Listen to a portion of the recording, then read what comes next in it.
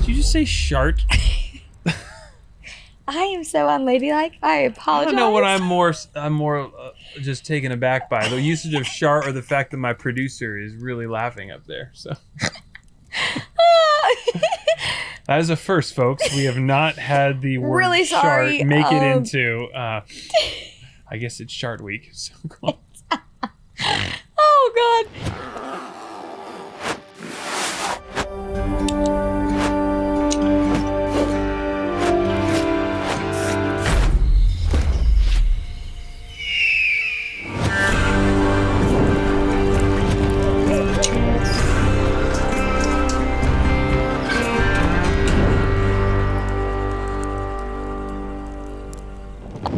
We'll kick those tires and start that fake fire. It's time to camp.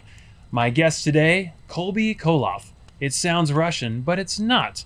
Kolby is a writer and an inspirational speaker and creative all around. I'm very excited to have her by the fire today. Her stories will amaze and astound. Kolby, thank you for joining me by the fire. Well, thank you, Ryan. That was the most honoring intro I've ever had. I will say this, and I can, the fans can't see my producer nodding, but we get a lot of people who say the intro is the best part about this show. So. Well, then we are going downhill fast since we're just getting started. We are going downhill fast there. Okay.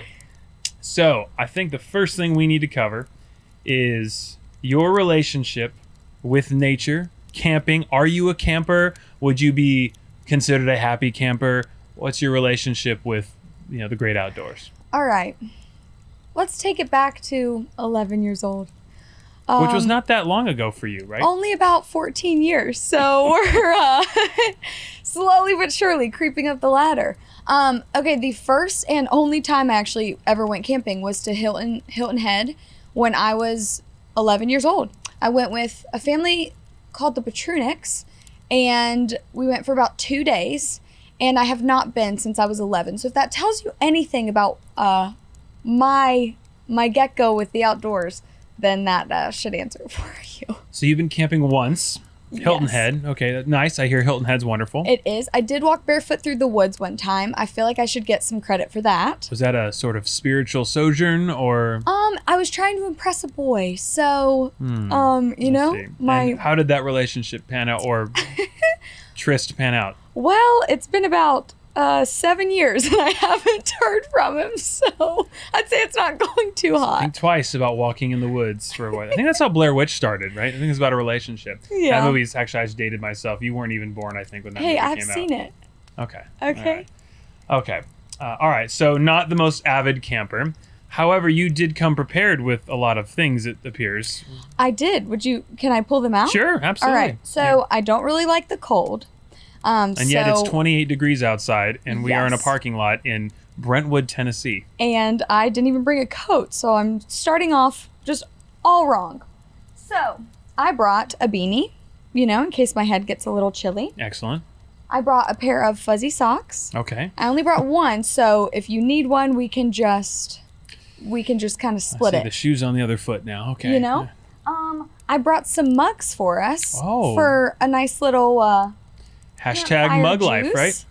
Now, very freshly clean and prepared for you if you would love some. Absolutely. I'm assuming that's been sanitized and COVID friendly. We're actually doing something we never do on the show, folks. We are breaking the COVID barrier right there. Don't So worry. I have one sock and another sock. So let's find out what's in this. And some mugs.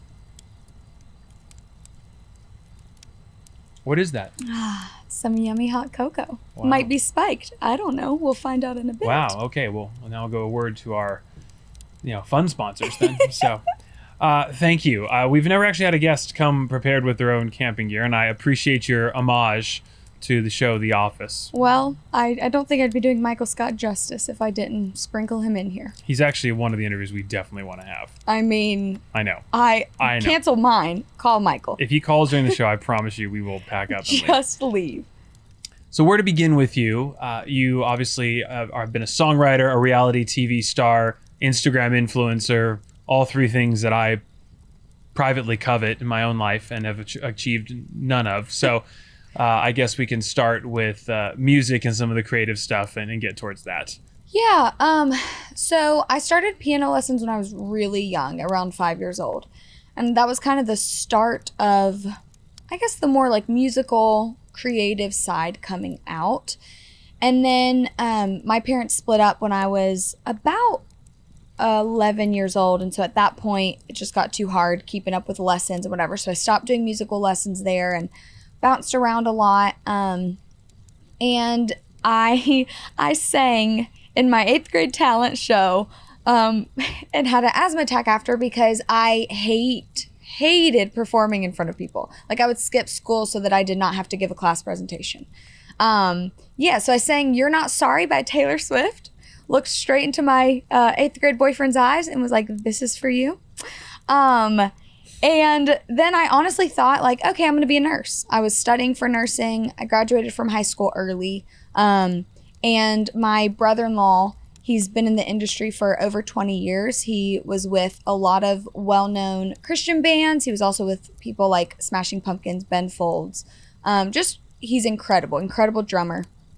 And so around 17, he was like, hey sis, why don't you just try songwriting with me and a buddy? Like just for fun, nobody else will hear you sing, no one else will hear anything. And I was like, okay, I guess I'll try it out. And I fell in love. Like that really was the moment that I was like, okay, I could do this. I don't have to perform for people. I don't have to stand on a stage, but I can do it. And so that was that creative process about 17 with the music stuff.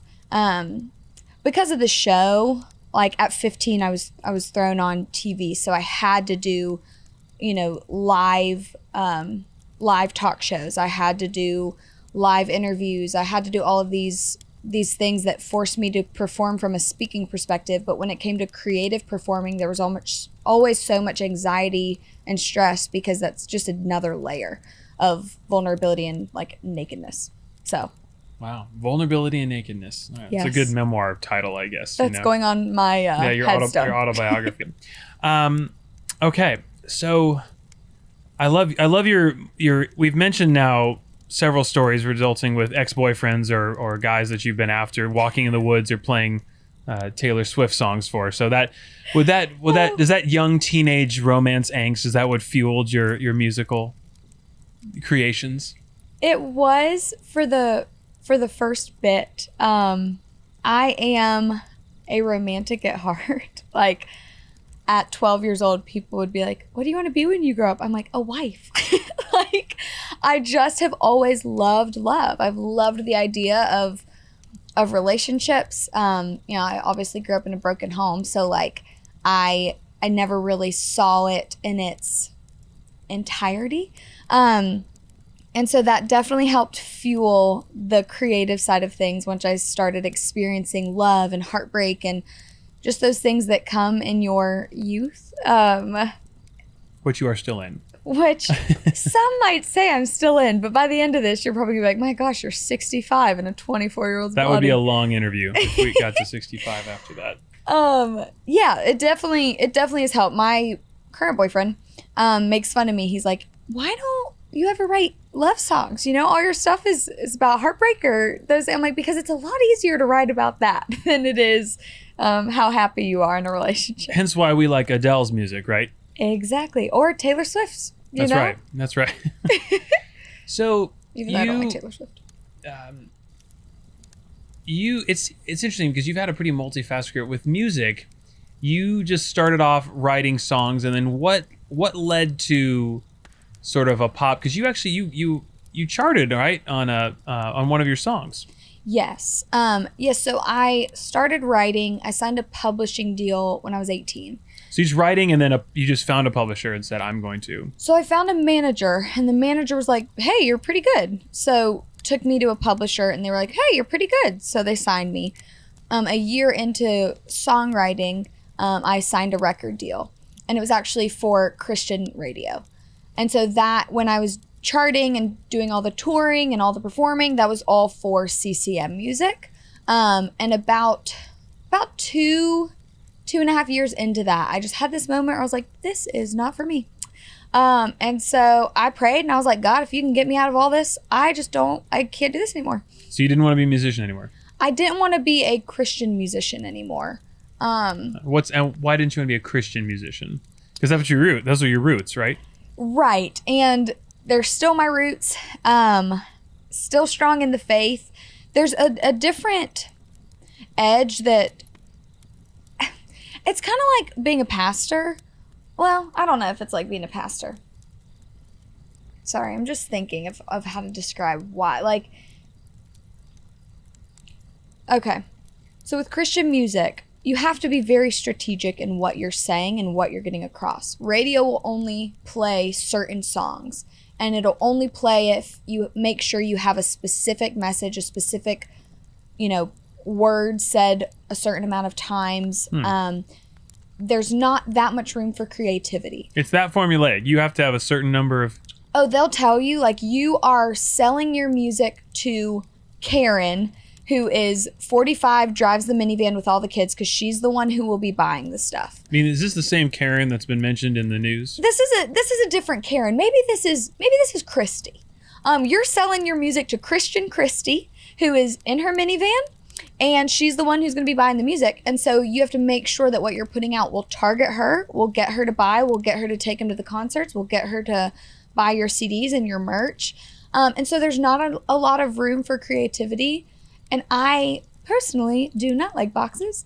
And so I very quickly found like, okay, but I do want to talk about and write songs about depression or about heartbreak or, just about these things that are also very real, no matter you're a Christian, an atheist, a Muslim, like it doesn't matter where you stand. Like everyone experiences heartbreak. Everyone experiences romance. Everyone experiences confused about where do I go in my life. And so it gets difficult when it's a lot narrower it's just more narrow opportunity of what you can sing if you want your music to like chart and really succeed in that world. If that makes sense. Okay. So you said, I'm done with this. I don't want to be a Christian artist anymore. And so then what? So I was kind of overwhelmed and tapped out of the music thing for a bit. So I was like, all right, what else do I think I could do? So then I actually started a nonprofit, and I started speaking in high schools and middle schools on suicide awareness and depression. And so I traveled and did that for about a year and a half. The guy I started it with, super awesome. He had a different vision for it, and we both just felt, hey, it's a good time to, I think, go our separate ways. I wanted to do more of the faith-based, like women's ministry type stuff. Still youth, but not necessarily just be limited. I feel like people are gonna be like, my gosh, I obviously don't like to be limited to a certain thing. And anyways, it worked out great. But yeah, so for about a year and a half, we traveled and spoke in middle schools and high schools on suicide awareness and depression and all the things that come with that. Why did you choose suicide depression as an issue? Is that something you're passionate about? Has it hit close to home for your family, or? Yeah, so definitely hits close to home. I have tried taking my life before, multiple times. I struggled with very deep depression, not necessarily anxiety, throughout high school. I experienced a lot of, it was more the internal turmoil rather than, it's outside looking in, and obviously people can look in by watching a reality show, which is when it was actually at its peak. Everything, it was seemingly fine, but there was just such a brokenness and darkness within me that I wasn't sharing with anyone. And so I just understand what that feels like, and I understand what leads to you thinking that like that's the only way out. And so if I can help kids and young adults find their way out of that way better than I did, way sooner than I did, then I would just, love that and be honored. If I may, just normally we actually get into this towards the end when we get a little deeper on this, but since we're talking about this, how old were you when you wrestled with these attempts on your life? I don't know if I haven't ever told anyone this. The first time was actually when I was 11. Wow. I'm not going to say how, because Yeah. not because I won't talk about it, but from what I know, some people are looking for ways to do that. And so I'm always like weary when people express how they went about those things. I'm like, oh, it doesn't help. Yeah, it was when I was 11. It's not even necessarily like I knew exactly how or what I was doing. I knew what I was doing. It just, yeah. Did you feel, I'm curious, were you just so overwhelmed? Was it, what was the thought process? And then how does that, on the other hand, when you inspired you to go out and help evangelize to kids and say, hey, in school saying, hey, don't do this. What was that experience in your head? And then how do you encourage people to seek help and not go down that path? Yeah.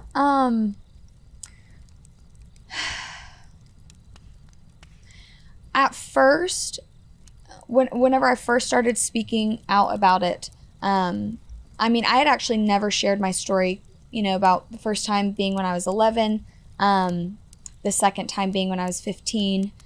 I never actually shared until I was on stage. And like even the people who had booked us and who I was working with were like, so are you gonna let me know like what you're saying and what your story is? And I'm like, no, I'd rather just go out there and, trust the Lord. I'll say what I need to say.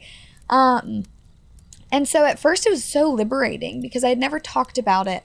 And obviously in public schools, you're not really bringing faith into it because you want to, respect that people have chosen to go to public school to not have that implemented in their schooling. And so it was really interesting to try and figure out how to talk about it and talk about the hope I found without putting God's name on it. Mm-hmm. So it was difficult, but it was really cool because it makes you have to describe the characteristics of God and not just slap on like, well, God fixed it. It's like, okay, but how? Like, let's really walk through.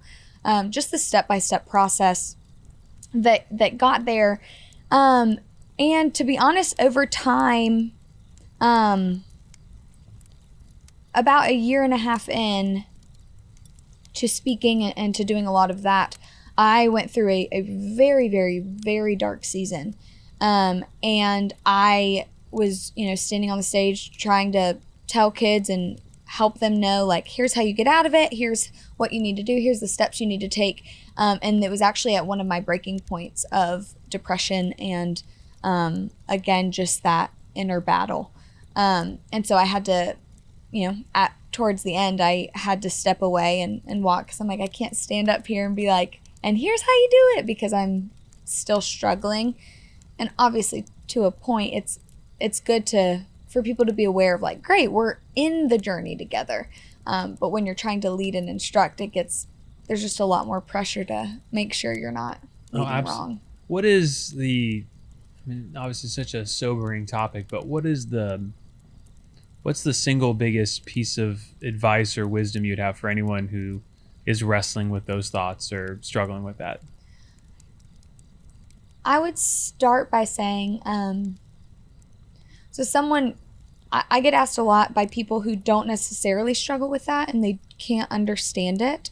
So for those who maybe know people who don't understand it, for those who, know people who struggle with that and maybe you don't understand it, the best visual I ever came up with is, when you see an empty pool that has no water, and imagine being there. There's no water, there's no ladder, and you're just at the bottom and you can see the top, but you have no idea how to get your way there because you're just in this like concrete, hardened hole. And you're like, how do I even escape this? Like it's kind of like the Batman scene when he has to climb up those rocks and jump from thing to thing and he continues to fall. You're referring to the third Dark Knight. Indeed, I am. That's right. The Bane, where we discover Bane and I don't want to spoil it, obviously, but the Ra's al Ghul's daughter. Yes. Right. So escaping. One of the. That's right. I'm a Batman girl. That's very good. So I'd love to talk, like, even just say that because I feel like sometimes there's not enough words and clarity brought to what it actually feels like, and so people stay in this cycle of they can't even describe how they're feeling, so then they just sit in it and they don't know how to get out of it.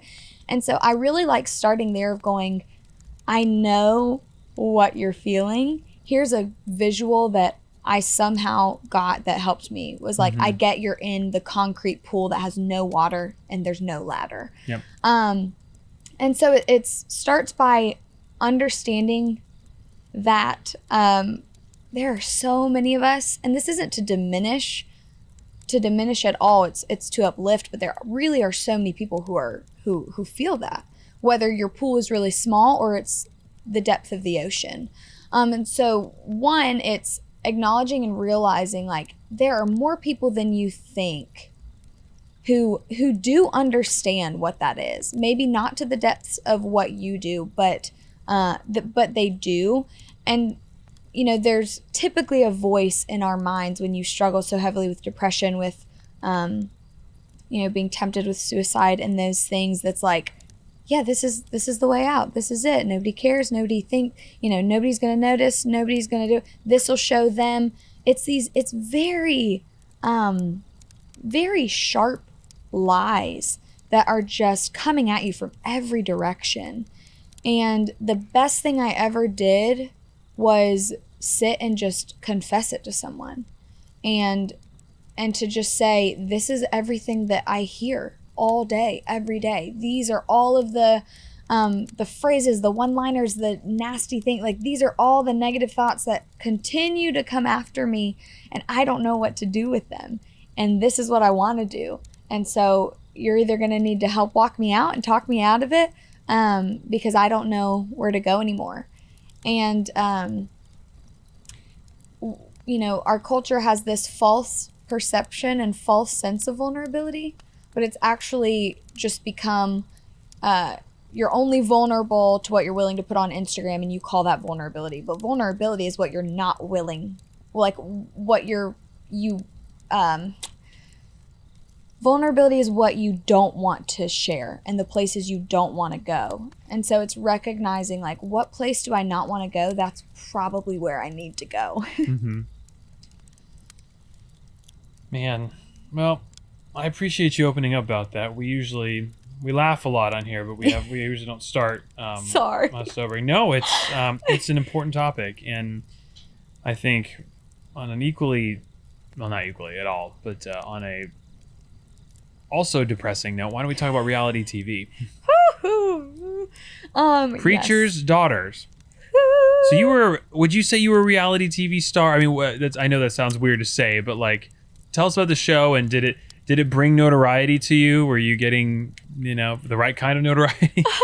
You know, so it's funny. The people who hated us most at first were all the Christians, because they were like, this is just preacher's girls gone wild. What was the show's, tell me what was the concept of the show and the premise and all? So it was kind of like Teen Mom, and I say that in the sense of none of the moms on that show interacted with each other. They were each individually filmed, put on one show. Okay. So it was 3 families, completely separate states, and it wanted to follow our lives as Christians and really just show a very honest representation of Christians, not in a negative light, but just in a real light. You know, like, just because you are a strong believer does not mean that your daughters might not end up pregnant, right? We had one girl on there who had gotten super into partying and ended up getting pregnant, and so they followed her journey of her kind of coming back. And then one other girl was her in the midst of, you know, her journey. And then there was me, and I was like the little Southern belle who was like, I've never even kissed a boy, who wasn't allowed to date till she was 16, who is the divorcee kid. And so really just the whole goal originally was to give a very honest kind of front row seat to what it's like being a pastor's kid. Otherwise known as PK, right? Otherwise known as PK. You know, the lingo. PK, for those.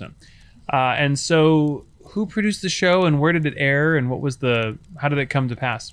Yeah, so it aired on Lifetime. Okay. It's not surprising you haven't seen it, seeing as it's typically a female channel. Yeah, so when I was 15, I tried out for cheerleading. Not my forte. My 3 oldest sisters were all cheerleaders, and I was like, oh, I've played sports for the last 12 years, but maybe I'll just try to do something girly. And it did not work out. Didn't make it. Was super bummed. And my mom was in some Facebook group, and one of the scouts for the show had posted in this Facebook group, like, looking for girls 15 to 19 whose parents are preachers. So she sent in my photo and information. She thought, oh, this is like a fun magazine interview, you know, something to take my mind off of sucking at cheerleading. And so I called her back and were like, hey, we would love to talk to your daughter. So we did like a phone interview, and at the end of that interview, we found out it was for a show. And my mom was like, wait, what? This is not what I thought. And so, they asked to interview us again. And then they found out that we had, a family of 5 women. And there's a lot of us, a lot of personalities, a lot of children, a lot of drama. So they started interviewing us one by one, and they just said, we want you guys to be on the show. Like, and we sat down as a family and we were like, do we want to do this? And we said, if one of us is out, then we're all out. And everyone was like, all right, I'm in. And so we did it. Why do you think, why'd you do it? Was it just, hey, this is a good glimpse, or what is the motivation to have someone, like, to have America look at your life that way? I'll be honest, I was 15, so like I had no idea what I was signing up for. Yeah. I had no idea what that really entailed. Would you do it again? Never. Never. Okay. Nope. I would never put my 15-year-old on a show. I would never do it again. Wow. Okay. And that is, there's a lot of frustration and pain that comes from that, looking back and seeing just pieces of my childhood and young adulthood and things I was dealing with at the time, that that could have been avoided. Now, I am a firm believer, like, everything happens for a reason. I literally know that I would not be in this chair if it wasn't for the path that the Lord put me on. So I'm grateful for it. Like, I don't look back and I'm like, why did I do it? Like, I really don't. But I'm like, okay, if I could go back, I would. So I am grateful for it, but I just, like,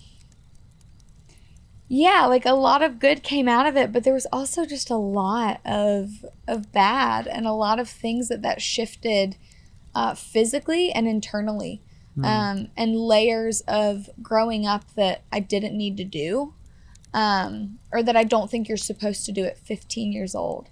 How did it work? So I have not been invited onto a reality show. That's shocking. I know. I'm trying to think what, I guess, is there a show for, like, born in middle-class suburbs of San Diego? It's got a real ring to it, I think.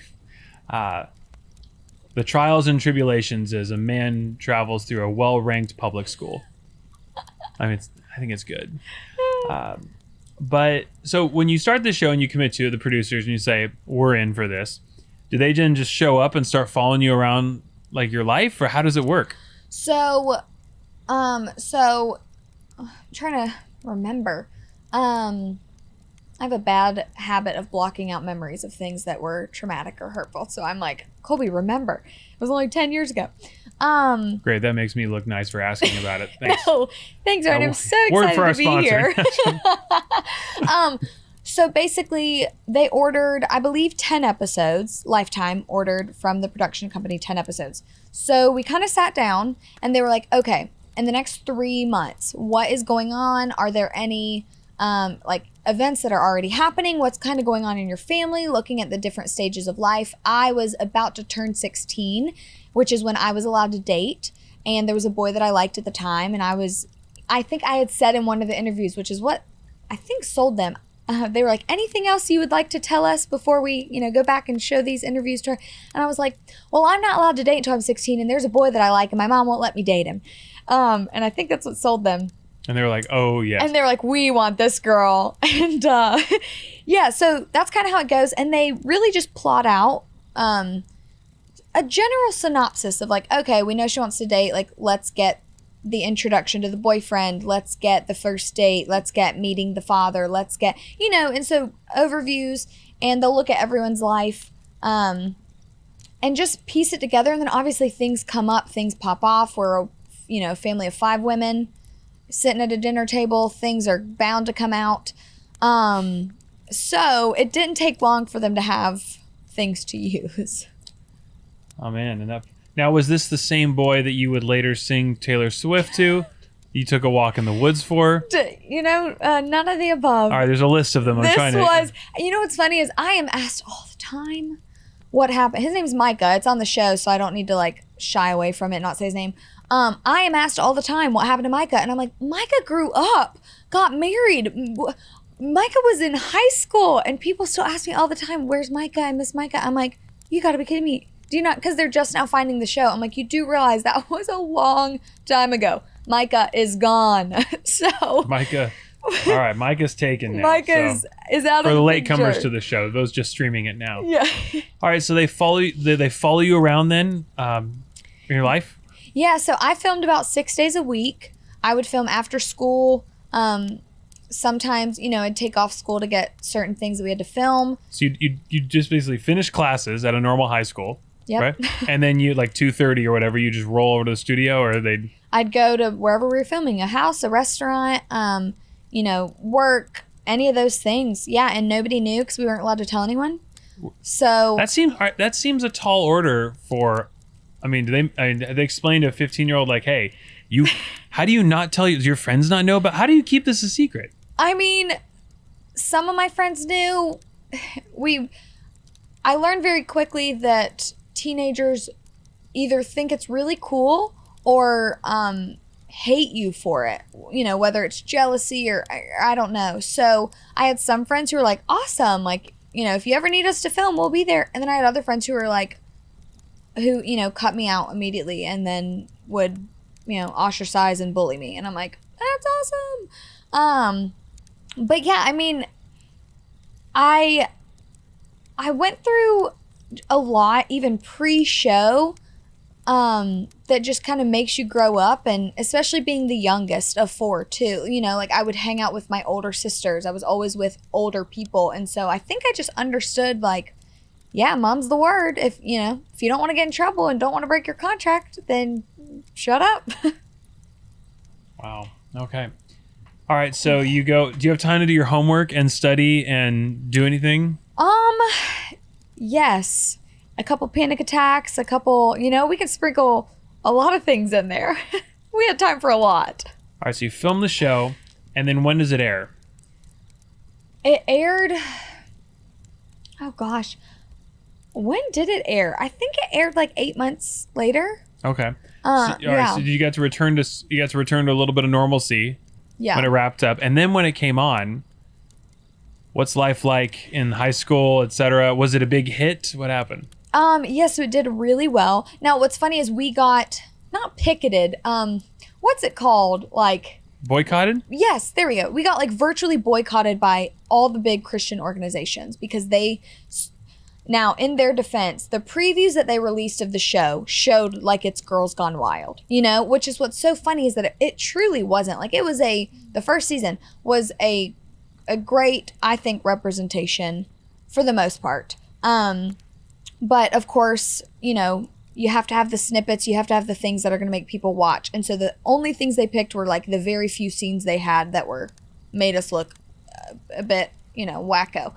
And so all these Christian organizations started boycotting us. We're just like, this is disgusting. They hated us. And then you have the non-Christian, they're like, yeah, Preacher's Girls Gone Wild. I'm like, it's none of the above. So it was really interesting because you had support from people you didn't think you would. And you're like, do I want your support? And then you were hated by some that you're like, I swear it's not what you think. Like, the worst thing I did was say I didn't know what a BJ was and then kiss my boyfriend on the mouth. God. Wow. That's clarifying. Wow. Okay. Interesting anecdote. So Our sponsors will love that. Yeah, no, we just lost a few for sure. You're definitely... BJ's Pizza and Brewery. So, I feel stressed hearing this, and I'm not on the show. So, do you then start getting did you ever achieve any amount of fame where you would go out and people would recognize you, or?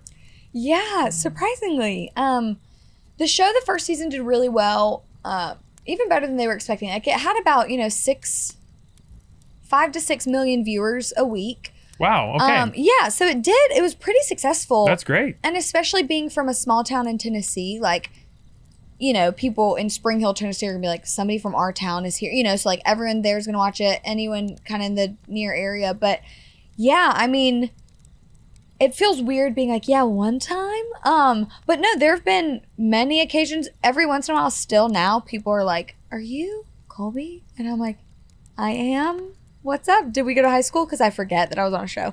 My sister Tawny, she will not let me live this down. One time we were at the mall in Forever 21, and I was in the dressing room, and I guess a ton of girls at the store like found out. So when I came out, there were like 25 girls in line being like, can we all get photos? And so I was like, oh, sure. And I took their phones and I like put them to my sister Tawny. I was like, here, take these photos. And she was like, whatever. And she was super annoyed. So we were leaving the store and someone ran up to her and was like, oh, miss, oh my gosh. And so she thought she was getting recognized. She was like, yes. And they were like, your shirt is tucked into your bra, and so we can see everything. And she was pissed. She was like, you would be the one who gets the photos, and my shirt's completely tucked up. And she won't let me live that down. I'm like, I don't think I was as rude as you say, but whatever. Wow. All right, so anyway, does that trip you out? Do you like that as a young kid, or a high school kid? You feel kind of cool at first, because it's like, oh, wow. Like, this is pretty neat. And social media was, like, just getting started. So Twitter was kind of the big thing. Instagram really had just launched, I think, my sophomore year. And that's when the first season was, airing. And so at first you're like, this is really cool. But then, you're in a grocery store at 10 p.m., no makeup. You've had a really hard day. You're not in a good mood. And someone's like, hi. Oh, my gosh, I love you. And can I get a bed and whatever? And it's not like you're trying to be mean, but you're like, please I would just love to not. Yeah, but then you can't do that because you don't want them to go away being like, wow, she's so rude and nothing like I, saw her on Twitter putting up a Bible verse. It's like, I'm really not trying to be mean. I just want to go in and out, and I feel like I look like a raccoon's butt right now. I don't look good, and I just don't want to take a photo. A raccoon's butt.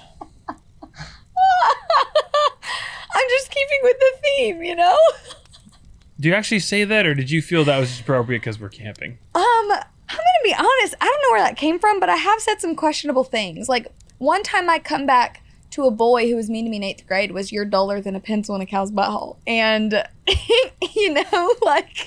I was then labeled the country bumpkin after that one. Yet another boy to add to the list of your comment. We're building a long list here. And it goes on. So the show goes on for another season? Do you do a second season? We did a second season. So you went back for more punishment. We, the night before we started filming second season, I had such a severe panic attack, we thought I was going to have to go to the hospital. And I honestly, I don't think I was fully aware why it was happening.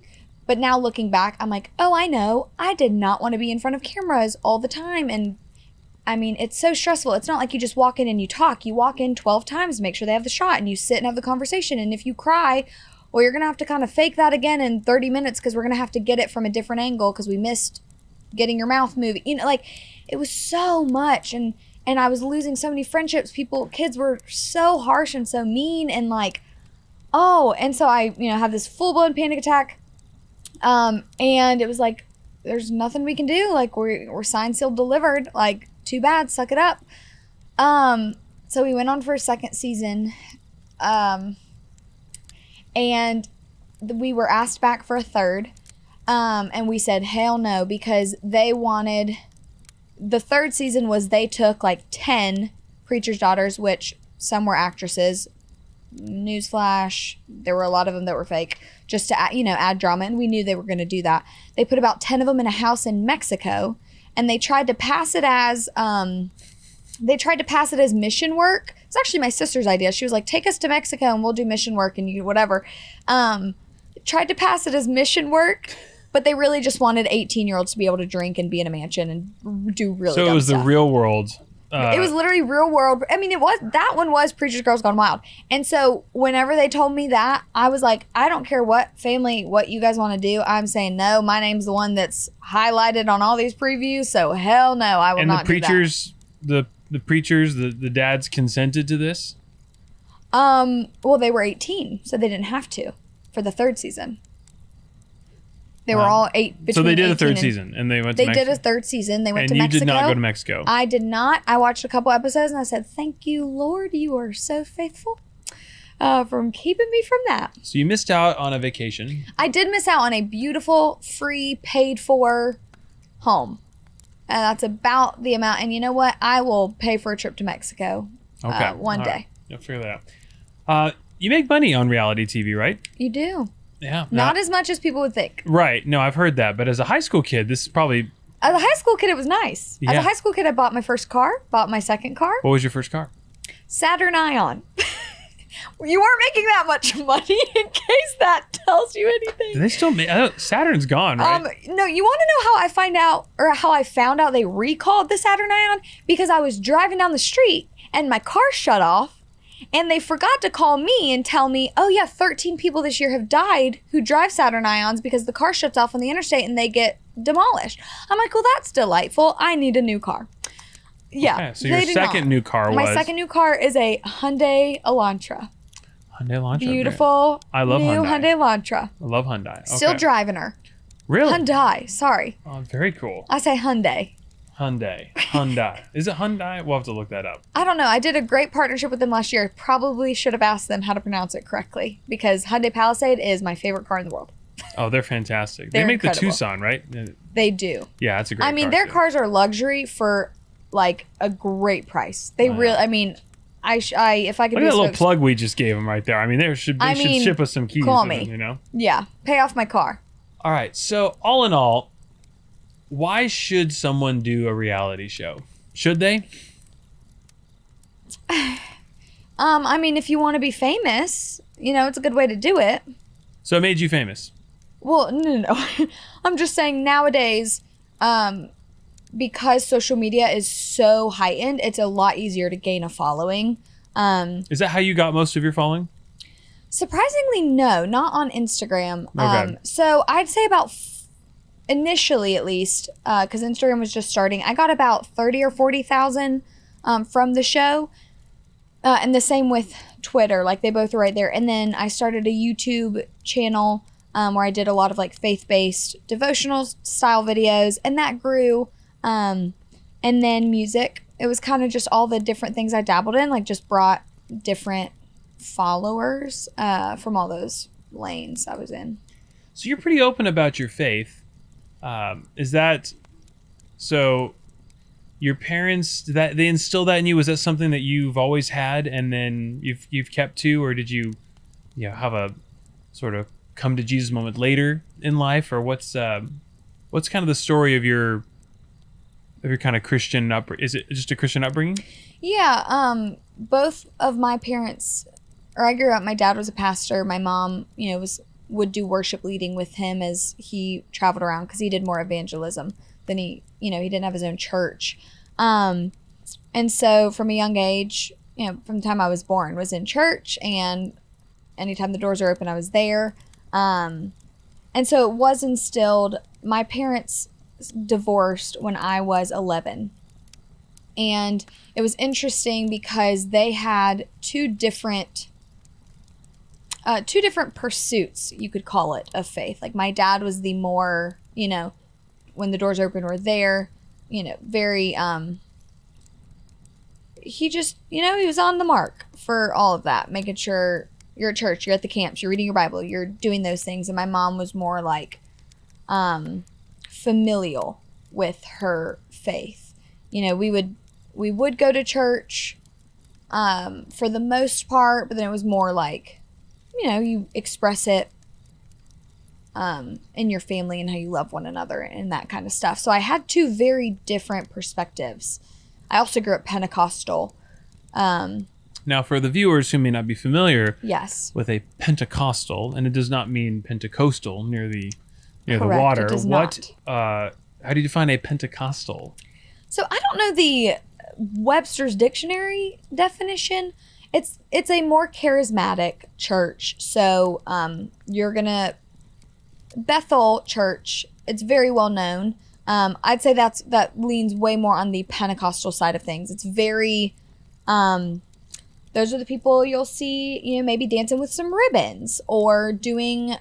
Y'all speak in tongues and yes, I didn't want to freak anyone out, but no, I enjoy studying they pray that. in tongues. They are very into the gifts of the Spirit, very into the like God's telling me this type thing.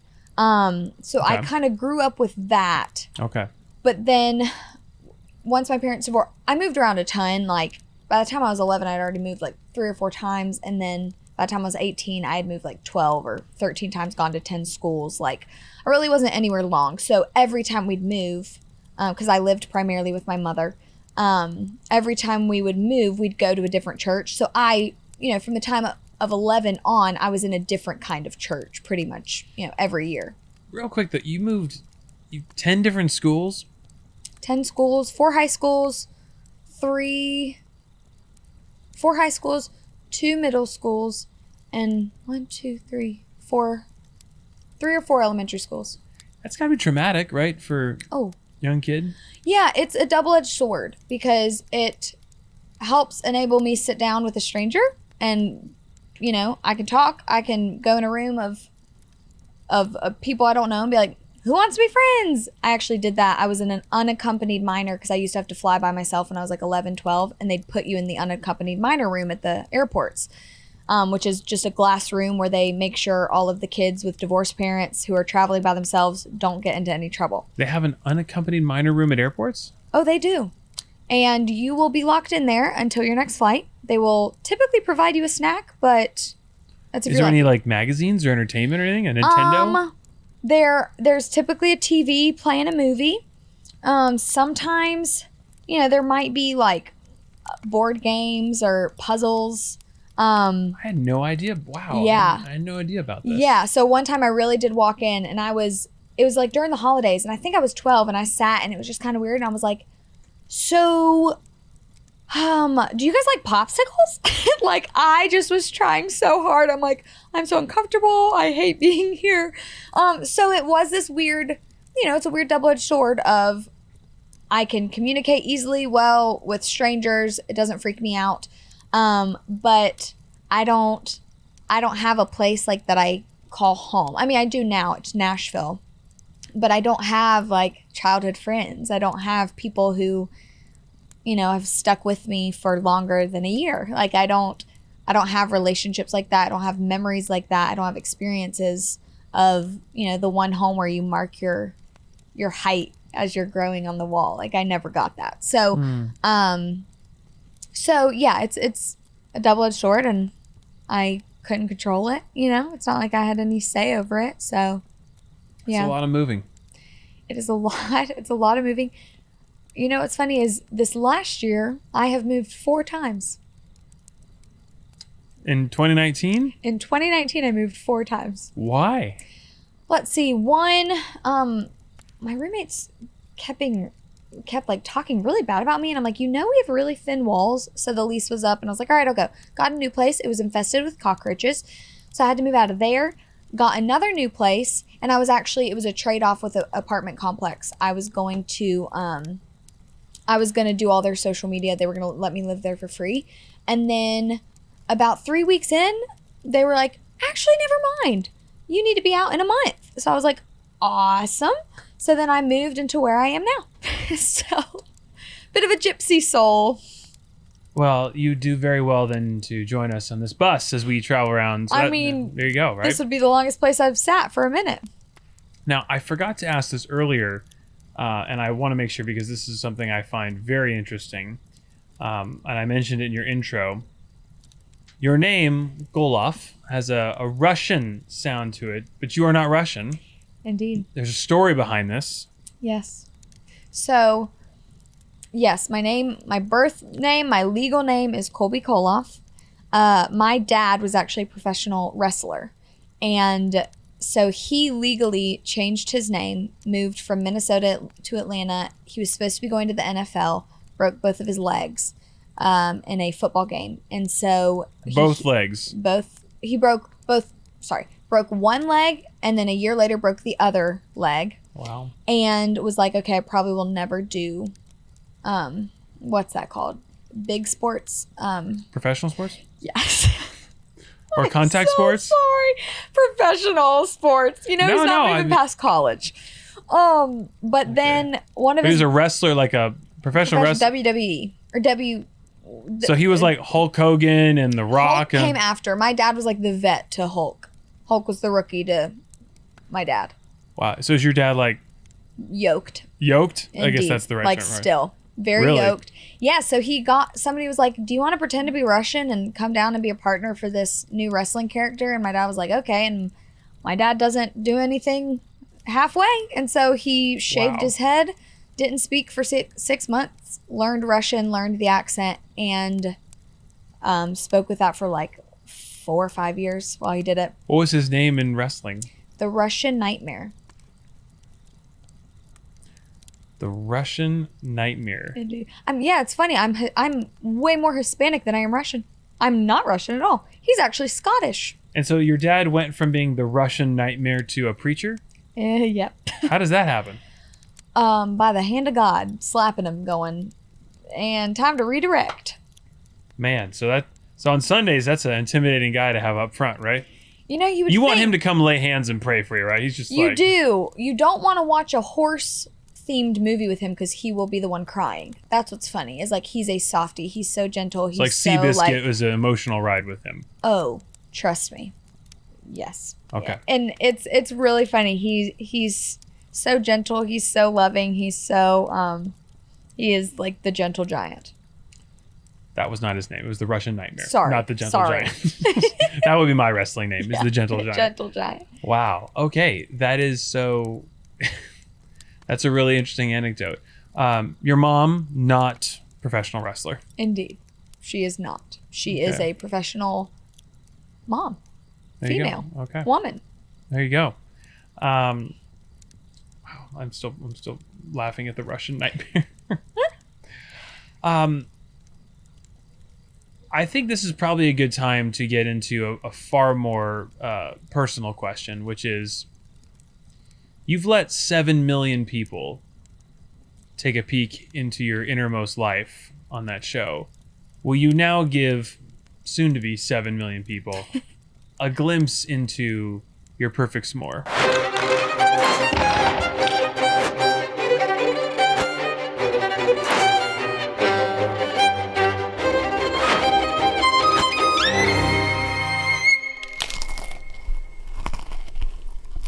Look, the last thing you need is for another ad to tell you how awesome a product is. Superfood organic brewing coffee. You don't need to hear how smooth it is. So smooth. Or how it features functional ingredients like Lion's Mane.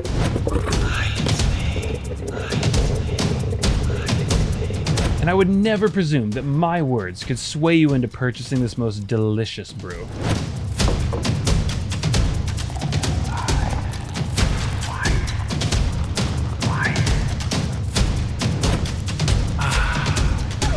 But seriously, buy this coffee. It's amazing, and it just might change your life. I have thought about this, and I'm very proud of my perfect s'more. Let's hear it. So we're going to start with a gluten-free... Listen, okay, let me start by saying this, everyone, before you're like, oh, she's one of those. I will literally shart my brains out if I eat gluten. It is not like I'm gluten-free and I love salads. It's like a... Did you just say shart? I am so unladylike. I apologize. I don't know what I'm more just taken aback by. The usage of shart or the fact that my producer is really laughing up there. So that is a first, folks. We have not had the word really sorry. shart make it into I guess it's shart week. So cool. Oh God. I'm sharting and I'm snorting. Oh, we'll put this in the highlight reel. Oh God. I'll put this in the trailers. No. Yeah, no. So I'm not like one of those girls who's like, ew, I want a salad, no gluten for me. No. Like, I will burger it up. Don't give me a salad. I'll slap it out your hand. I'll send it back. Yes, anyway, so that's the only reason why I'm starting gluten free, because I want to enjoy this more and not, yeah.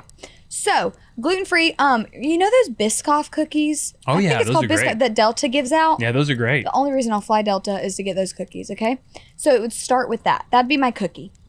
Okay, graham crackers, unless it's the cinnamon sugar, too plain for me. So I actually don't like chocolate unless the ratio is 1 to 2. So I'll eat a Reese's because the ratio is 1 chocolate to 2 peanut butter. A Butterfinger, 1 chocolate to 2 buttery fingery stuff. Yeah, what's in a Butterfinger? I don't know. It's, probably stuff we can't pronounce, but tastes yummy. I would not do a Hershey bar. I would do the biscotti cookie, whatever it's called, with a Reese's, one of the king ones, okay? Not like the little wimpy minis, all right? We're going to do the Reese's on there. I'm going to make it simple. I'm just going to put another cookie on there. Then I'm going to take, I forgot the marshmallow. I'm going to do a marshmallow. I feel like I'm saying that real southern. Put on a marshmallow. Then the cookie. Then I'm going to half dip it into frosting. Funfetti, fun chip frosting, of course, because that's the only way to do it. Okay, all right. I'm going to freeze that so that, it's not like melting off. And then I'm going to do a nice little drizzle of like the Reese's peanut butter sauce again, because I just love it so much. And I really think that's a kick butt s'more. Okay. So a raccoon butt is what you refer to. That is a raccoon butt s'more. Okay. Wow. Gosh. Okay. So even scarier than a giant preacher named the Russian Nightmare will be one of Kolby's campfire tales. Can you tell us something scary or spooky that's happened to you?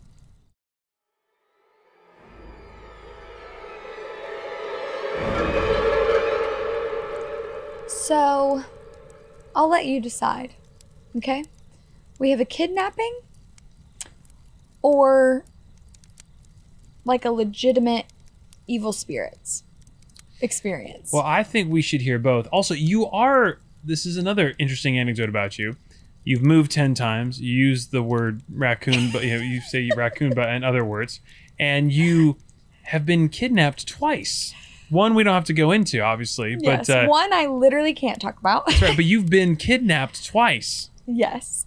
I mean, Who'd you have are a thought? highly sought after individual. Apparently. Okay, I think we should. We're by the campfire. I think it's time to hear a spooky story. So why don't we start with, you had an encounter with some sort of ghost or spiritual entity. Yes. Let's start there. Okay. So, bear with me. I was 2 years old. Just wait. Just wait, okay? I'm listening. And I lost you all. I was 2 years old, and we had just moved into, if you've ever seen The Notebook and the house that he builds for Rachel. Rachel McAdams, but not obviously Allie. We lived in that house. Like, that was the home, Mount Pleasant, North Carolina, very small suburb, way north of Charlotte. And I mean, beautiful, like, just your southern, pristine. Do you have the willow trees and all that? Yes. We had the swing on the front. It was across the street of, like, an abandoned, I think it was, like, train station. So it was just beautiful. We could walk to the ice cream shop. We had a dog for 3 weeks before he died. So we move in. That's not even the scary part. That's just sad. That's not scary. That's just terribly sad. Here's what's weird is I remember everything I'm about to say. And I don't have a lot of memories of my childhood because there are even more traumatic things that, you just block out memories. But I remember what I'm about to say. So for the first week and a half that we moved into this home, I would wake up every night, like, screaming, crying, being like, I can feel them. I can sense, I can see her. I can see them, like, just talking so bizarre, and 2-3-year-old voice. And my parents were like, what is going on? Like, okay, we just would soothe me, go back to bed, babe. It's okay. You're fine. Every night, for about, a week and a half. And so finally, my dad, I don't know if he was asking around, from different people, but he was having our church come to pray over the home because they didn't understand what was going on. And someone who came was like, do you know what this house used to be? And my dad was like, no. He's like, this used to be a brothel. And there were like tons of murders here, like years ago, like 50 years ago. And he was like, so I think your little girl is like seeing and sensing those spirits. And my dad's like, and let's call up another church. Let's just keep a rotation. And so I was literally at 2 years old, like waking up, screaming, crying, being like, I can feel them. I can see them. Like, was terrified to be in there. Was like, I can't do it. Come to find out that, about, I don't know the exact timeline, but years before our home was, like there were murders taking place. There was a lot of like witchcraft, demonic stuff that was happening. So you moved into a home that was sold to your parents that had not been disclosed that it was the site of serial murders and a brothel. Exactly. I feel like that should be disclosed. They probably should have put that in the fine print, but they didn't. Other than that, great memories of the house. Wow. Well, I guess so when they said you're making a killing on this house, they were a little literal. They weren't lying. Wow. Okay. All right. Well, you're right. That is scary. I'm sorry you had to go through that. Equally scary and also depressing is, you've been kidnapped twice. You can talk about one of these. How? What? I feel like at the end of this, I really need to have like a 2-minute positivity spiel because we do. We actually do. No. You'll see. We do end on a really positive been given note. a lot of heavy stuff. We end on an upbeat note for sure. And so we're right now, but it's spooky stories time. And great. You need to tell us how you were kidnapped. Okay. So, actually, I should make light of that. This is obviously probably pretty traumatic. Maybe it is. Maybe I just laughed through it. Okay, so I was 7 or 8 years old, and we were doing a 3-week missions trip to South Africa. And 2 weeks of that were going to be, in huts in these towns, giving food, clothing, and ministering to a lot of these different areas. And so we are traveling, it's in the middle of our trip. We're traveling from one hut to another. So we are going from Johannesburg to Cape Town, I believe, or it might have been switched. And another missionary family met us there that we didn't know, but whoever we were going through, like the umbrella mission that we were doing it through had partnered us together. And so this other family had 3 little kids. They were British. Oh, it was that was when I discovered my love for people with accents. And so there were a lot of kids. It was 3 of us, 3 of their kids. So there's a lot of little people to be looking after. So we're traveling from hut to hut. And my mom's like, I'm going to take the kids inside this huge market. She's like, I'm going to take the kids inside to go get them a snack, be right back out. We were traveling in a huge 15-passenger van. And this is after after we were charged at by an elephant, the day after or something. That's another story for another day. But so my mom's taking us in there, all 6 of these kids. And so we're in this, call it the candy aisle. And I noticed, I'm 7, 8 years old, that there's one person just out of the corner of my eye, like just keeps going back and forth. And I think subconsciously I'm like, man, they can't find what they're looking for. And I mean, it was a while. And we were there for, I guess at 7, it felt like it was an hour, but it was probably, 10 minutes. And my mom was keeping a great watch on all of us.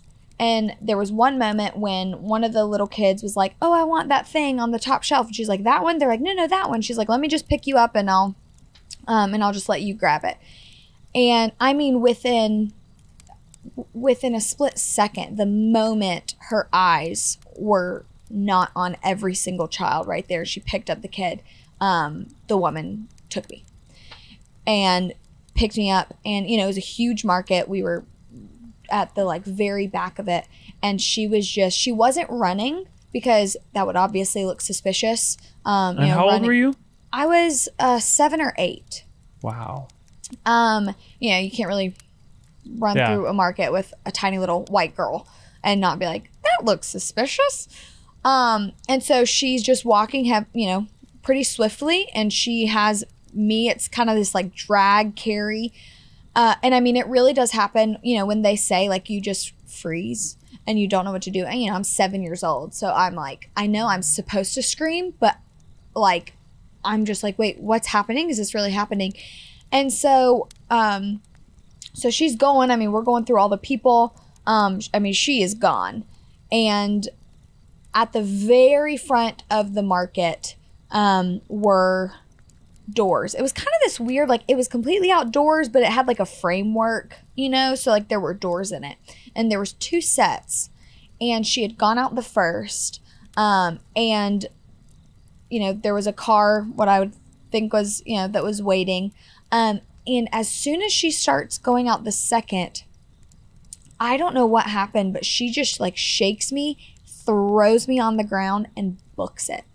And so I am there at the front, and I'm like, what do I do? What do I do? Like, frozen. I don't know what to do. I'm like, do I follow her? Because she apparently wants me. Like, I don't even know how to find my mom again because I don't know where I am. Wow. And so I just stood. Like, I couldn't move. I couldn't do anything. I just stood. And, I don't know, maybe 10 minutes go by of me just standing there. And finally, I just feel my mom, shaking me because at some point she was there. I don't know if my eyes were closed. Like, it's very in and out of the memory just because of how much fear was there. And I just remember the next thing of me coming to is her shaking me, being like, why did you run off? Like, why? What are you doing? Like, because I was gone for 20, 30 minutes, however long that it was. And she thought that I had just like wandered off and gone and done my own thing. And the next thing I remember is we're in the van, and I have a SpongeBob ice cream cone, and I'm sobbing hysterically.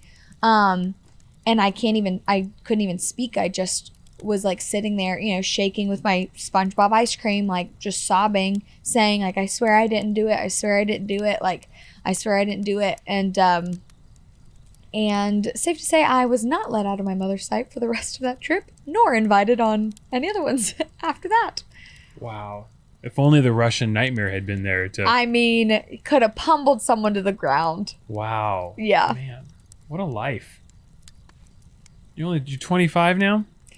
24. By the time this comes out, I'll probably be 25. That's right. Okay. And man, you've lived so much. Wow. That is nuts. Man, I'm sorry you've had to go through that.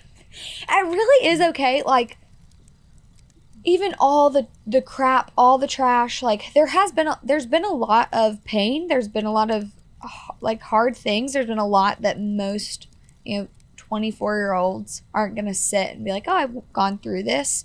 But I'm so grateful for all of it. Like, truly, that's not one of those, I'm just so grateful, just this like robot who can't actually process her pain. Like, no, I spent years processing a lot of the things that I've been through.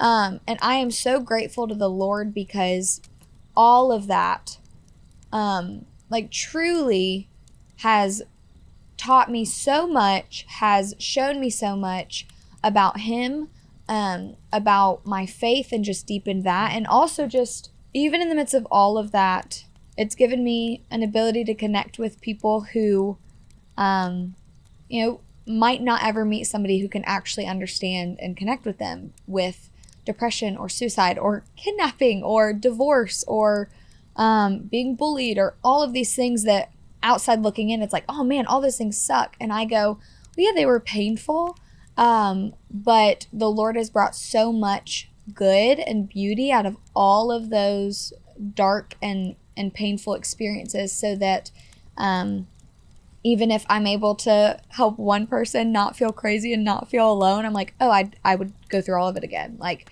I'd go through every piece of the reality show. I'd go through every bully, every, hint of depression and divorce and all of those things. I'm like, I would do it again if it meant one person came to understand that, like, God is such a good God, and that he loves them, sent his son for them. And if that's what I had to go through in order for one person to know, like, you are so loved by the Lord and he wants your heart, then I'm like, okay, sign me up. So I love asking this of people of faith, and you seem to have your faith seems very important to you, and it seems to govern a lot of what you do. I've read about you that you like to engage in a lot of listening prayer, as it's called, and it says that you enjoy listening to God and hearing God. So I've always found it an interesting concept. So do you feel that you actually when you pray, do you pray to hear from God? Do you hear God? How does that work? I know it's a deep theological question that you can probably solve for everybody here. Let me just without using the word raccoon butt. If you would have asked me this like 3 years ago, I would have had a totally different answer because I was a bit more immature in my faith. So I probably would have told you, like, anytime I hear something, I know that it's God. I think there's an immaturity that comes in that. That's also part of my Pentecostal upbringing. I think that's the dangers of being too charismatic, is you take everything as this is what God's saying. The only thing that we can look at without a doubt that God said is the Bible. That is the inerrant, spoken, God-breathed word of God. And so as I've just really sought my faith, as I've tried to mature in it, I have learned that I think hearing God can come in a lot of different ways.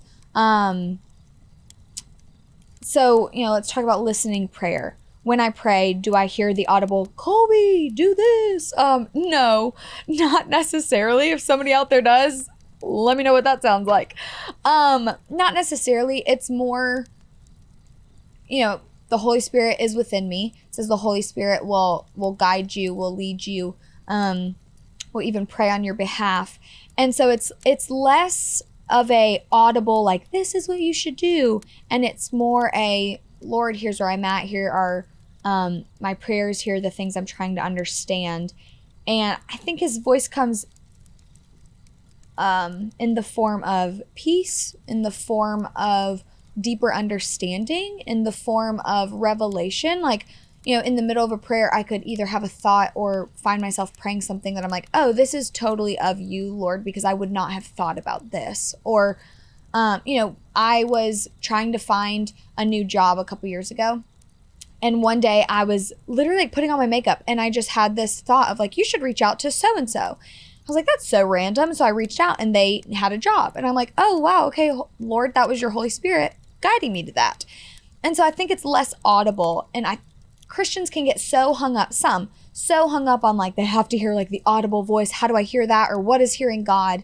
And I always say, like, one, you're not going to hear God if your Bible's closed, because that truly is his word. And I've heard him more just by scripture and truly studying the Bible and studying scripture and been able to hear his voice and discern, apart from when I am in my prayer time, what is actually his voice or his guidance. Because the Holy Spirit, I'm never going to feel inclined to do something or say something that is contrary to the word. The Holy Spirit will never contradict the Bible. They are 3 in 1.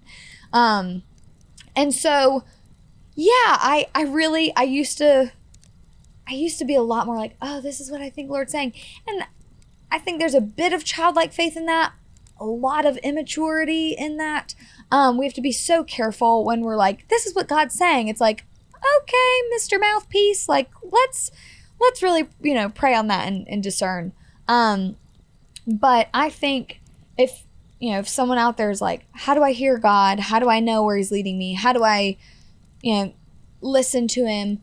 Start with, one, the scripture. Because if you don't even know who God is and what he sounds like in his word, then how are you going to know, if you're not near your Bible, how are you going to know what his word is, and what he sounds like? It's not God telling you to I can't make that joke because I already said I was suicidal once. I was going to say, it's not God telling you to jump off a cliff. But if you don't know who God is and like his character, right? Then anyone could say anything. Well, I think God told me to do that, or I think God told me to hurt this person. It's like, well, God will never speak something that's contrary to the Bible. So I think in this, in a biblically illiterate generation of Christians who don't read their word, yet keep saying, God's saying this, God's saying that, I always just raise an eyebrow and I'm like, okay, well, all right, we'll see. Okay. So, yeah. I don't know if that answers your question. No, it does. Well, as our camping trip draws to near, we do like to end. We've covered a lot of deep and appreciate you opening up about some of that rough stuff in the beginning. But we like to be happy campers at the end. And a couple quick lightning questions here. Who do you owe big time that you could probably never repay?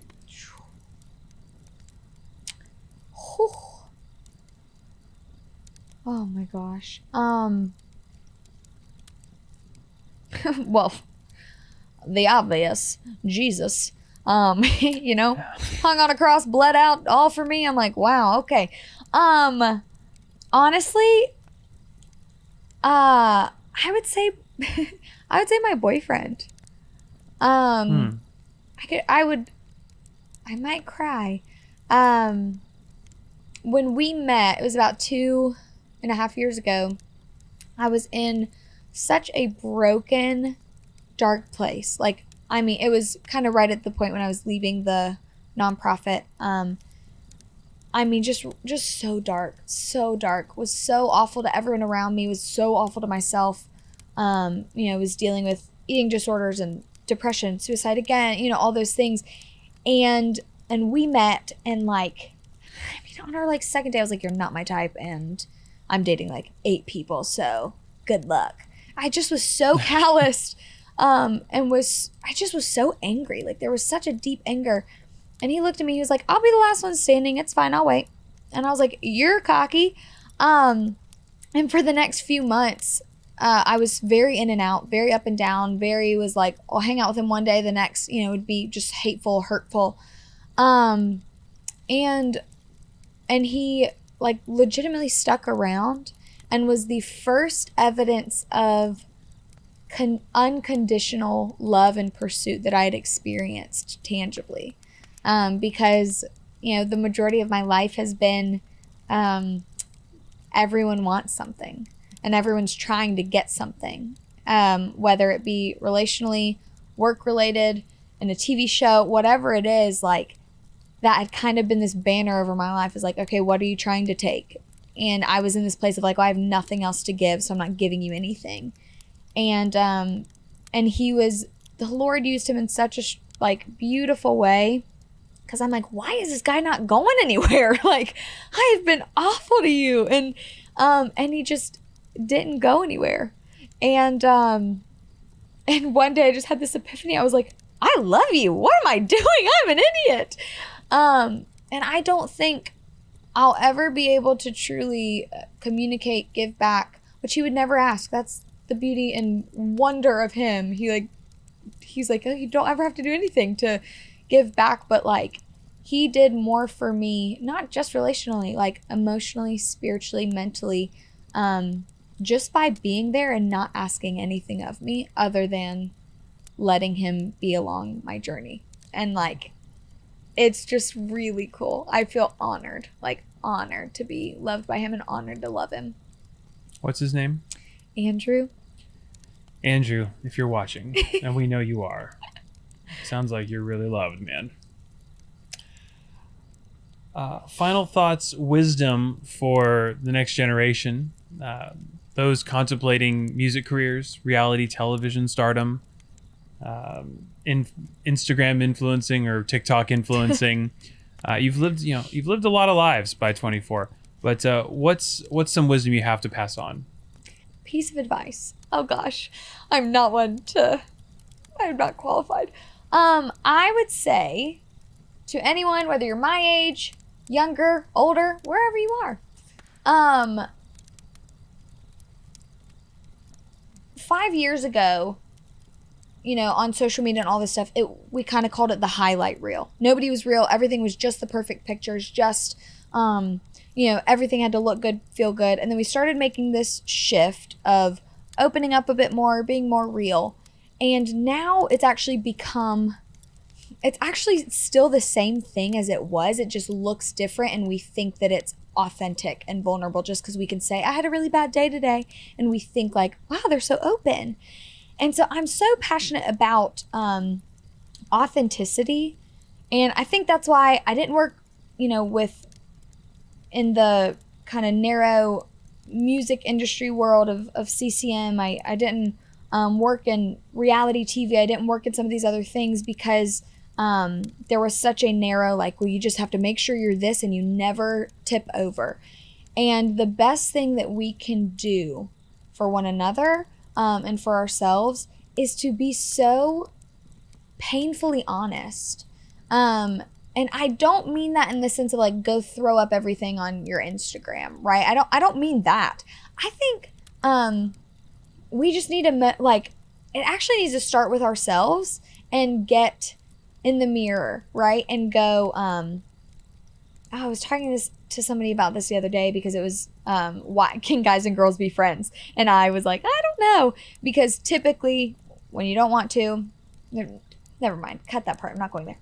There are entire movies dedicated to this proposition. When Harry Met Sally attempts to tackle this. Friends with benefits. But you can answer, do you think guys and girls can just be friends?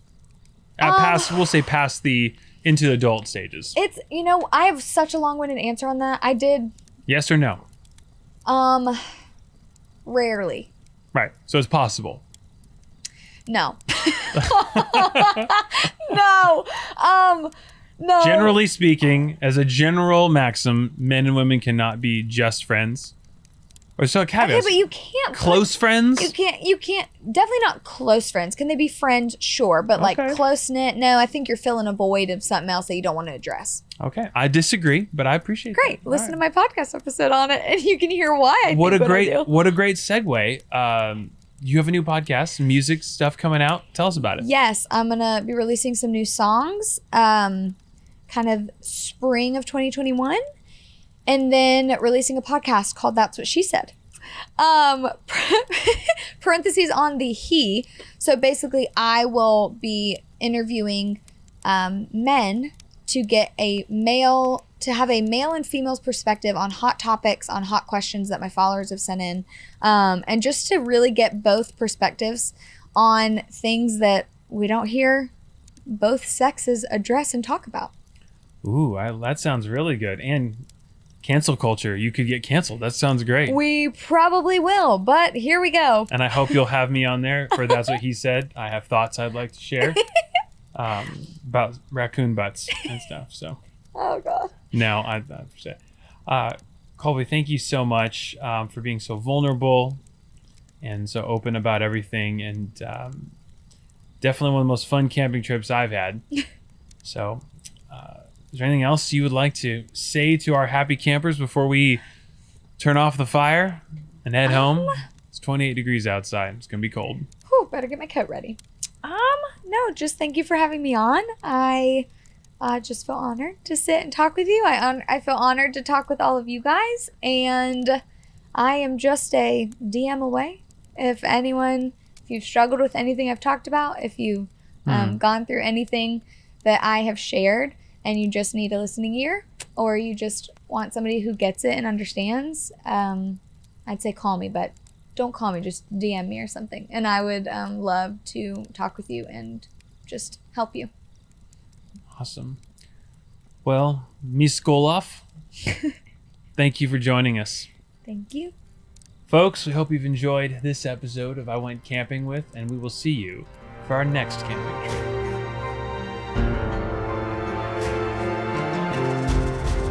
Thanks for joining us, folks. If you want to help us out, and we're confident you do, go ahead and hit that subscribe button here on our YouTube channel. And if you ever feel like just listening to these, you can check us out on all major podcast streaming platforms by just searching for I Went Camping With. And there, you should also subscribe. Thanks again, folks.